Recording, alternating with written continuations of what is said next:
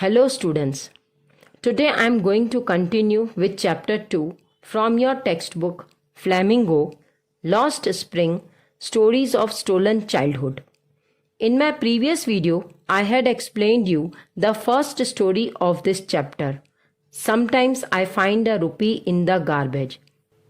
And now I am going to explain you the second story. I want to drive a car. The writer once meets a boy named Mukesh. The boy lives in Firozabad and belongs to a family of bangle makers. Mukesh says that he does not want to go into the family profession. He has decided to become a motor mechanic. Every other family in Firozabad is engaged in making bangles. It is the center of India's glass blowing industry. Families here have spent generations in making bangles. About 20,000 children work in the glass furnaces of Firozabad. They have to work in very unhealthy conditions. Their parents don't know that it is illegal to make children work in such places.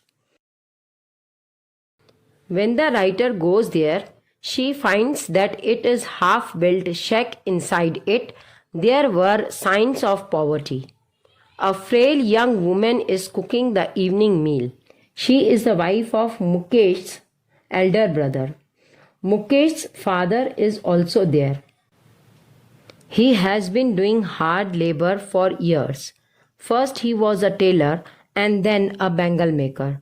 Yet he has failed to renovate his house.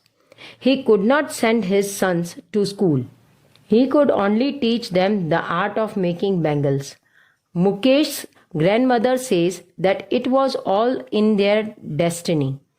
Her husband has gone blind with the dust from polishing the glass bangles. She says that they were born in the caste of bangle makers and have seen nothing but bangles in their life. Boys and girls in all such families have to work with their parents. They have to work in dark hutments. Their eyes are more adjusted to the dark than to the light outside. Thus, they lose their eyesight even before they become adult. The writer sees a girl named Savita in prab pink dress in another hutments. She is sitting with an elderly woman and soldering pieces of glass. She doesn't know that the bangles she is making are symbols of an Indian woman's suhag. The old woman sitting beside her still has bangles on her wrist, but there is no light in her eyes. She says that she has not enjoyed even one full meal all her life. Her husband says that he knows nothing except bangles. However, he feels some consolation to say that he has made a house for his family to live in. The writer says that the cry of poverty rings in every home in Firozabad. These poor people are exploited by sahukars, policemen, middlemen, bureaucrats, and politicians. They have come to accept their poverty and exploitation as something natural. The writer feels happy that Mukesh has decided to break away from his vicious circle. He had decided to go to a garage and learn the job of a motor mechanic. Thus, he will one day be his own master. So in this story, the author brings out the depravity of child labor.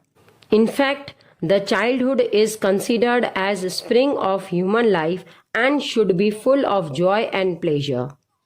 But ironically, millions of children like Sahib and Mukesh have lost their spring, that is childhood, by getting engaged in making a living. I hope you have understood both the stories of this lesson. Your homework is answer the following questions. Thank you.